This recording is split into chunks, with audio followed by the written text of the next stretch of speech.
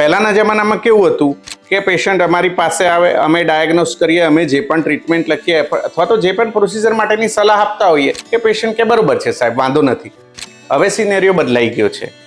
અમે બધું સમજાવવાનું ચાલુ કરીએ તો એ પહેલાં તો પેશન્ટની પાસે ક્વેશ્ચન રેડી હોય કે સાહેબ તમે પીજીએસ કરશો, સાહેબ તમે એરા કરશો, પીજીડી કરશો, સાહેબ બ્લાસ્ટોસિસ મૂકશો કે ડે 2 મૂકશો, ક્યારે મૂકશો, શું કરશો, કઈ રીતે મૂકશો.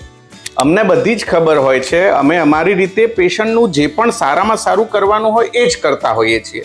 મારી એવી સલાહ છે કે બહુ બધું તમે ગૂગલનો યુઝ ના કરશો, એનાથી તમારું સ્ટ્રેસ લેવલ વધશે. Stress is also one of the reason four infertility as well as abortion. તો તમને તમારા ડૉક્ટર પર વિશ્વાસ હોવો જોઈએ. તમે જે પણ ડૉક્ટર પાસે ટ્રીટમેન્ટ કરાવતા હોય એમની પાસે પૂરતું નોલેજ છે જ, એમને એમના નોલેજનો ઉપયોગ કરવા દો. તમારું કે ગૂગલનું નોલેજ ના વાપરશો. મારી એવી સલાહ છે પર્સનલી.